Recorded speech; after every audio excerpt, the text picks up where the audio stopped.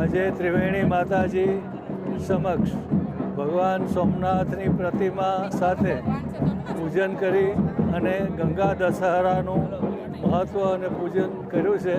સૌ લોકોએ એમાં વિશાળ સંખ્યામાં ભાગ લીધો છે. વેરાવળ પાટણની જનતા આનંદથી વિભોર છે અને સૌ અહીંયા પૂજનમાં ઉપસ્થિત રહ્યા છે.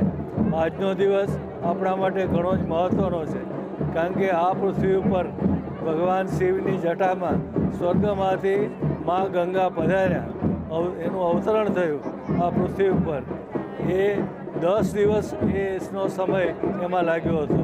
સ્વર્ગમાંથી માતાજી પૃથ્વી ઉપર 10 દિવસે પધાર્યા, એટલે ગંગા દશહરાએ નામે પ્રસિદ્ધ છે.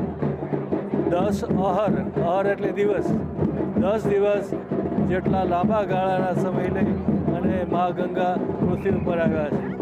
અને પછી આગળ વહીને છેક પાતાળમાં ગયા, જ્યાં સગર રાજાના 60,000 પુત્રો જે અવગતે ગયા હતા અને કપિલ મુનિના શાપથી બળીને ભસ્મ થયા હતા, એમના ઉદ્ધાર અર્થે 4 પેઢી સુધી તપ કરીને સગર રાજાથી માંડી અને ભગીરથ રાજા સુધી 4 પેઢી તપ કરી માતાજીને સ્વર્ગમાંથી નીચે લાવ્યા અને પછી એ છેક પાતાળમાં જઈને એમને જે અવગતિ થઈ હતી એનો ઉદ્ધાર કર્યો. એ ઘણું મહાન કાર્ય આ પૃથ્વી ઉપર થયું છે. અને એ જે માતાજી પધાર્યા એ વખતે જે સમુદ્રનો વિસ્તાર થયો એ પણ એક ઘણી મહત્ત્વની વાત છે કે ભગવાન સમુદ્ર સગર રાજાએ એમ કહ્યું હતું કે યજ્ઞ જે છે એનો ઘોડો ખોવાઈ ગયેલો છે, એને પાતાળ ખોદીને પણ લઈ આવો.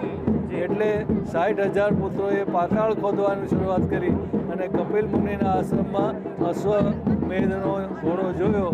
એ અશ્વને લઈ અને એ લોકો જવાના હતા.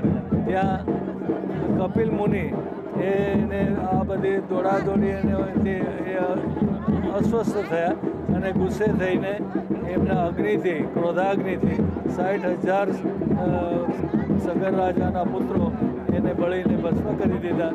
એને કારણે મા ગંગાને પ્રસન્ન કરી અને છેક પાતાળ લઈ જવામાં આવી.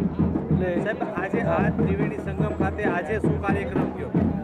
આજે ત્રિવેણી સંગમ ખાતે ભગવાન શિવજીના મસ્તક ઉપર, એની પ્રતિમા ઉપર 10 બાળાઓએ ગંગાજળનો અભિષેક કર્યો.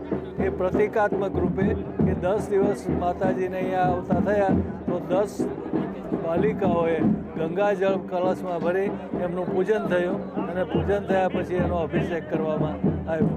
એ પછી આરતી થઈ, એમાં ભગવાનની પૂજા અને પછીથી છેવટે મા ત્રિવેણીની ગંગાની આરતી થઈ.